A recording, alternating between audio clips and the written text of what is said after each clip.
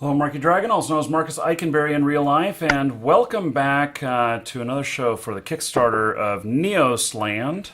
I've got with me Evil and his counterpart. This is like two little devils, or the little things on the shoulders, because I've got Evil on one shoulder and I've got Saint on another shoulder. That is And so true. they're like whispering in my ears, and Evil's going, "Do it," and Saint's going, "I don't know about that." So, and then we've got Jacques here, who's caught in the middle, just like me. And so, That was planned, wasn't it? I don't know. I don't know. It just struck me as funny as we were coming up right now. So, okay. The let's see here. So keep if you are watching this live, keep submitting your questions. We're going to queue them up and we're going to do them as we can. And but this episode we're going to talk primarily about the Kickstarter rewards. And so Jacques, I'm pretty amazed. This is great.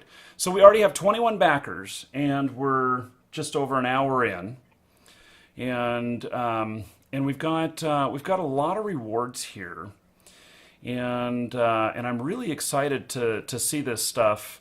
Tell us a little bit about the rewards. Well, we got two types of reward systems. You can see the normal rewards you get from a Kickstarter, right? That's on the right-hand side if you look at the Kickstarter page. Right, and then we've got the daily tier rewards, which is if you go down the Kickstarter page, you'll see there's a daily tier rewards for today. Oh, yeah. So explain what the daily tier rewards means. How is that different than me just pledging $100 to get an account? Well, the daily tier rewards goes to anybody that makes a pledge, no matter what amount you're pledging, right? Okay. So, we have different systems in place, for the daily tier rewards, right? So today, everybody that pledges today would get a reward today, and then as we go along, for the only difference is if you pledge $10 as just a love reward, you'll get one reward, or you get every seventh day or so reward, right? And as you go up, you'll get different $25 to give you every I think it's every 5 days reward. So, and then if you do 35, it's I think it's every 3 days, something like that. I just have to make sure. We still have to put that in, but with the daily reward, every day we'll be taking one reward away. So if you don't get in today, you might have one less reward tomorrow from the daily ones. Something's going to disappear.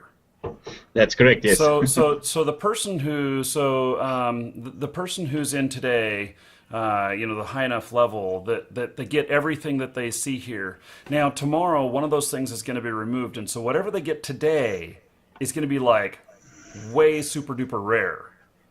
That's correct. Yeah. So the quicker you get into the Kickstarter, the better it is going to be for you.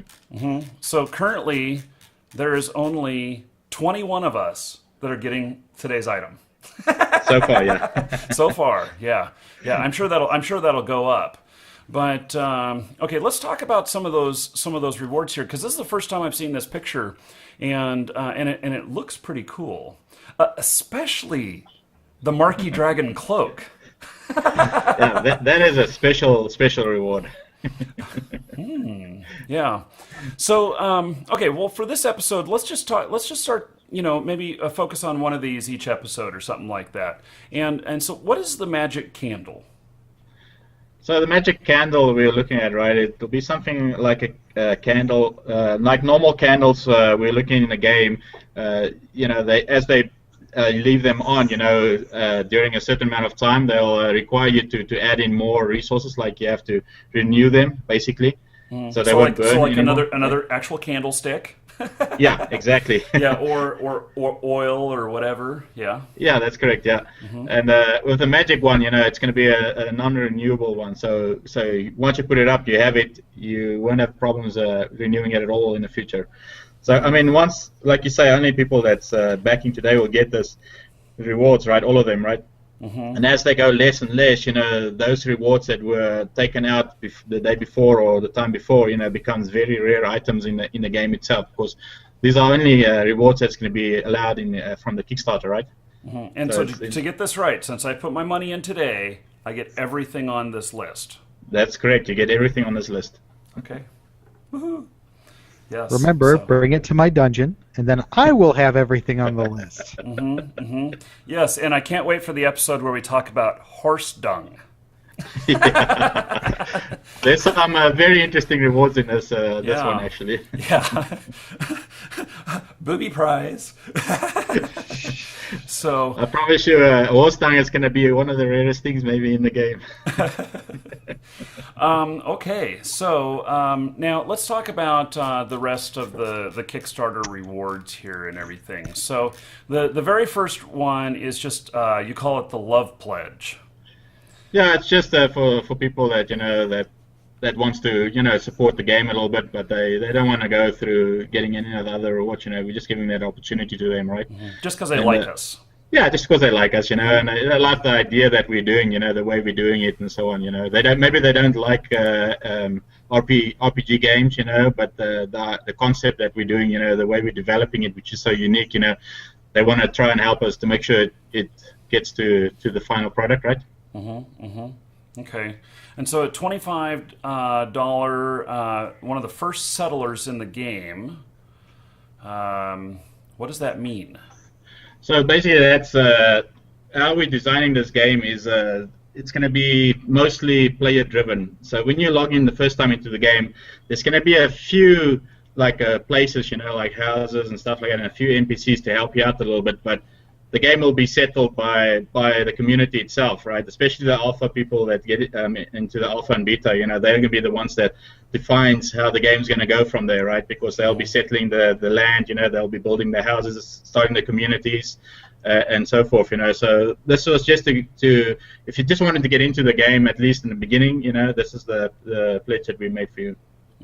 And then we got First Announcer, only available during Kickstarter. Bronze title. Why do I want a bronze title? So we looked at a different at the title system. This is still going to go through to the community to do the final say on it, but we want to have some reward titles to people, because a lot of people like to put on titles onto their name, if you killed a bunch of orcs, X amount of orcs, then you become an orc slayer or whatever, right? And so titles we were looking at is following it with the amount like a reward if you do a certain amount of stuff in it, and so there's going to be a list of different grades like bronze and maybe gold and so on, and then this will give you a capability of getting right into it and getting a title right off the bat. Like most of these rewards that we're putting here together, is to start basically to set the game in motion, basically, right? Because the game, like I said, when you start, there's not going to be a lot of stuff in the world, and like a lot of stuff is going to be community driven and player driven, right? So especially with the books that we're giving out as rewards as well, we want to start that process where people can put up their bookshelves and stuff and have other players come and start learning the skills and so on. It's just a way of putting the systems in place and in action, right off the bat for people. Okay. Now, explain to me what a family name is, because that's the $45 level. And by the way, each one of these levels include the previous things unless it's specifically marked different. Is that correct? That's correct, yes. Yeah, okay. So I see yours, Marky, you're getting all of this. I am getting all of this? Yeah, it looks like it. Well, I'm just looking at the pledges. Well, I pledged $100. So, there you go. So you're getting all of these still. Yeah, so far. So the $45 one, right? We wanted to make things a little bit unique. We saw some posts in the forums where people, it wasn't so much in the roundtables, I think, but in the forums people posted about names and for rewards and stuff like that, right? And if you go into joining a game and then you have you want to put a name in and then somebody else has already taken the name, basically, So we wanted to bring in two types of things, systems in place where you have a normal name like whatever your game name is, like Dave or whatever you want to call it, and then you'll have a family name associated with your your name, right? So it will be Dave, whatever, whatever your family name is. And just to give that uniqueness, so we can allow maybe a few other Daves into the game as well, right? So you have that name opportunity, right? So so I can name my character Marky, and I can have a family name of Dragon. Yeah. And then Now, that's your family name. You keep that name. Nobody can have that Dragon family name. That's only one will be but unique. what about the Ultima Dragons? They're all going to want Dragon in their last name. Can I give that up to everybody? Can I make my family name available so that all other dragons can have that? Well, that's the thing. We haven't. That's going to be a roundtable discussion, like how people want to, add maybe family members to their family name and stuff like that, right? So, like, we haven't got any roundtables on that yet. So it depends on what the community wants, right? Okay. Well, I want to claim Dragon, and I'll give it up to the Ultima Dragons. So, well, luckily you're the first one. Upping him into the family. If we can do that, yeah. So, okay. So, yeah, and Dragon is a much better last name than Eikenberry. So, okay, the $60 pledge, early news. In-game avatar will receive a silver title and unlock certain game content. So the $60 one, it gives you, like, that's the next level of the bronze and then the silver one, right? So you get maybe a more newer name, right off the bat, right? And just as a little thank you, and also then you'll be added to the developers forum, so the blog page, so you can see stuff happening right away, right? As we talk about, like a little bit extra information of the game and so on, early before anybody else does get it, right? So would this be good for people who are, are streamers, YouTubers, own fan sites and stuff like that? Because then they're going to be right in there when the news is posted before it's all public, and then they can break the news to all their fans, all their people following them. Yeah, I mean, obviously, you want to keep some of it a little bit, quiet, but definitely they'll be up to date. Whoever is on this, right, will be up to date with anything, right off the bat, right, and put it this way, they'll have a more direct link to us rather than community, right? Maybe, because they can post stuff right on that forum. Although we'll be looking at everything, it's going to depend, right? Okay.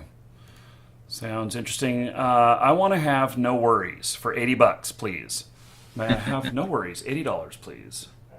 It's like a game show. Subscription. Go ahead.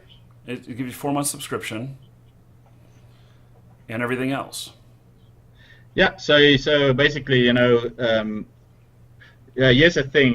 We won't be asking any subscription for the game until the game is released at all, right? So alpha, beta, it will be, there's no subscription into it, right? So people can get settled and don't have to worry about subscription. But once it's released, then there'll be subscription to it, like we said before, right? So this will give you that subscription code, right off the bat. So you have like 4-month subscription codes, right? So I mean, you can take those subscription codes and use them on yourself, or you can use them right and sell them for in-game currency with somebody else that wants to do it. Okay. That whole in-game currency thing, too, will help with the black market and keep people from getting scammed. So, yeah. There'll be an in-game system to do that trade safely, right? Yeah, definitely, yeah. Yeah, okay, perfect. So, okay, here's the one that I got. I got the digital collector for $100. And what all comes with the digital collector? So with the digital collector, you get a digital download for the art book, right? So you've seen some of the art, so it's going to be pretty amazing. I think it's going to be very, very nice one to get, right?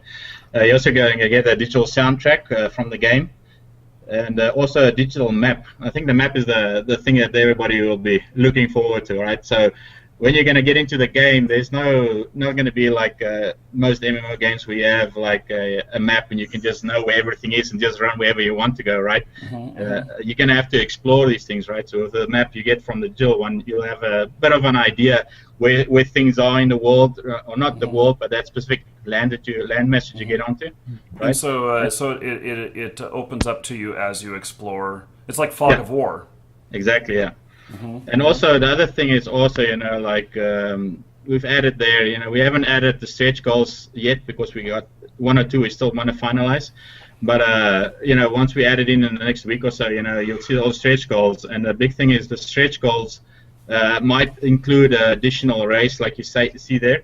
Now, if you choose, so far we said it that there's only one character per account. So if you create an account, you can only create one character with it. And the reason is that we have all the skill systems available to any character, so you don't have to have multiple characters to learn different skills, right? It's not like a different class and stuff like that they usually have. But there's going to be different races if we reach those goals, which I hope we do. And if the different races gets implemented in the first release, then say for instance you have 2 races. And they have human, and I'm not sure what it's going to be the second race yet, but say for instance it was orcs or ogres or whatever, right? So you can log in as either human or a orc, right? And if you go to the orc island, you won't know where the human island is at all, right? So you're going to have to go and search for it, right? So the maps is going to be interesting to see. You might get the map from the orc island, but you won't have the map of the human island, for instance, right? So you're gonna have to go to the humans if you want to go and search the island and discover the things. Like a big thing is we want to have players involved in the game and not just be fed, right? Spoon fed with everything. We want them to actually partake in it and go look for things and find things out and explore the adventure, things, right? It's exactly, exploration. Yeah. I don't want to know anything. In fact, I'll probably avoid map sites. Because I'm sure that fan sites will come up and they'll start disseminating information and everything. Sure. And I think that I will probably avoid those sites until I have discovered pretty much everything, and on my own. So, and Plus, if I were an orc or a human and I go over into the orc territory, that might is that going to get me killed? It might end maybe. Plus, the advantage of having a map of just your area means you have no idea what the relation between the areas are. So if you have an orc account and a human account, you may know what's in each area, but you might not know where they're, how far apart they are or what direction. And until somebody explores and finds that and brings that information back, all of a sudden you're sitting here going, "Wow, I have an orc and I have a human. What do I do?" That's the same concept we're looking at for the portals, right? For fast traveling and stuff like that. So like I know One Roundtables, and I love that idea that you have to go and find these portals, and dig them up, and as they get digged up and put in action, then only it's a community-driven thing, right? Then only you can travel with them, right? So there's some very good ideas coming with this. Yeah. Okay, Carpenter Collection, $120. Now these are the crafting. There's 2 crafting things. There's 2 of them for $120. Actually, there's 3. Well, there's 3. Where's the other one? So you have Miners Collection. Okay, so blacksmith, carpenter, and miners. Okay. Yeah, like once again, we wanted to inject a bunch of stuff into the first players that go into the game, right? So that because there's not going to be a lot of things for people to find. So we wanted to inject all these type of things right off the bat to some players, to start paving the way for the rest of the players that come afterwards, right? And then, creating items and then getting the resources and everything going, because it's all a player-driven economy, right? So we want people to create stuff right off the bat and do it quickly, so that new players that come in that hasn't bought these packages and so on, can get going on their own and without problem, right? So that's why we got these in, and all these items are items that that's going to have a very slow degrading, if any. Actually, we still, depending on what the community wants, but at the moment we just set it as slow degrading, because as you know, most items has a degrading on it, so you can use it as a certain amount of times, and then you have to either fix it up or you have to get a new one, basically. Okay, so. Those look like pretty good packages. Now there's the Professions Collection. So you get all of the other items then. Yep. With that. Yep. Okay. So basically, what we did is like a discounted package of all of these 3. Say, for instance, you want to be a crafter in the game, right? And you know, instead of buying each, or you know, buying only one of these, you know, you can buy the collector's package, and that gives you pretty much all the items from the miner's collection, the carpenter collection, and the blacksmith collection. You know, and then you also get additional 2 bags, you know, that you can use. So that's actually the ultimate, if you want to be a professional, right, to create stuff, you know, that's going to be the ultimate package to get. $300, first builder. This is the first one that gives land. Yeah, that's correct. So this is the first one we gave out on this one 12 tiles, right? You can design whatever shape or building you want on these tiles, right? We'll also be revealing a map. So we only for the Kickstarter, we're only going to have certain areas of land available for people to build on, because the way the game works, you know, when you go look for your land, you don't know where there is buildable land. You have to literally probe the area, you know, or you know, to see if there's a buildable area, suitable. right? Yeah, if it's suitable to build there. So we don't want to make the maps available for people that buy on the Kickstarter of all the land, because that can leak out, you know, and then everybody will know where the land is, and it totally defeats that object, right? So we'll have just certain spots that we want that people, you know, that's available for the Kickstarter people, you know, there's only be a certain amount of tiles available on all the areas, right? And then we'll have a map that you can see, you can choose, you know, first come, first serve. So the quicker you get into the Kickstarter, right, the earlier you have opportunity to actually, you know, get whatever you want to get, right? Okay, makes sense. Developers package. Now, this one actually says something interesting here. It says be the first developer to use our MMO engine Atavism Online. And what does that mean? So, like, we wanted to include the developers too of our engine, right? Like the indie developers that's using Unity, right? So this is more for the Unity developers, the community, you know, if they wanted to get access to the engine itself right off the bat, right? So this will give them access to that, right? They'll get the other rewards there, so they can play the game and test it basically for themselves, right? But they'll also get the access to the MMO construction kit, right? Alpha access and so on, and beta access before it gets released to the public, right? So that'll include also a license to them. So we have a licensing system for our engine. So that'll give them, I think it's the first license, which is about $45, and then you know, all the other rewards is up here as well. And also with this, any models that we develop, you know, for the game that we're going to be releasing on the Unity Asset Store ourselves, right? They'll be able to get access to that free of charge. So they'll be able to get some of those models as well to test and build their own engine with. Okay, cool. And then we have quite a big jump. We go from 340 to 890, and this is the guild package, the guild house. Yeah, so this is for guilds. You know, if they wanted to get a bunch of people together and buy this package, you know, then they can start their guild right off the bat in the game. It gives them about 48 tiles to build a big guild house and so on, you know, or they divide it up and build different little houses for each one in the guild, you know. This is, like I said, more a package that's made for the guild, right? And then they also get I think it's a guild charter that they can add in a certain amount of guild members right off the bat. Like, once again, you know, this is so we can encourage certain systems to get used right off the bat, you know, when the game starts. Yeah. Okay. Well, and I can see owning a guild house right from the start that they could. You won't know where all the land stuff is, you know, in relation to each other necessarily, but it could give them quite a solid position in living. Now, let me ask another question on that. If I wanted that 48 tiles to use for myself, and it happens to be guild house land, do I actually have to have a guild to buy that package? Nope. You just get that. You have that option, right? In later stage, right? You get a guild charter, but you don't have to do it as a guild. Like, all land is whatever you want to build on it, right? So it depends on what you want to do with it, right? So whoever buys it, that is what they will have. Okay.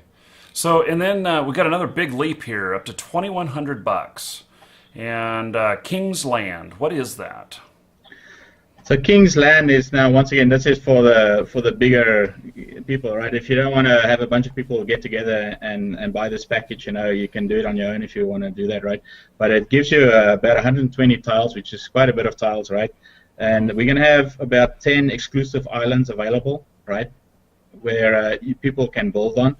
Now, like I said, these exclusive islands, meaning that you'll be first able to build there, right? I mean, if there is land available and somebody finds them at some point, they can buy it also maybe, but we'll make sure that most of these lands, have an amount of tiles, and so if you have 120 tiles, that can give you options to actually start like a king, become a king, right? Because you have the system we have in place is the amount of tiles that's been used.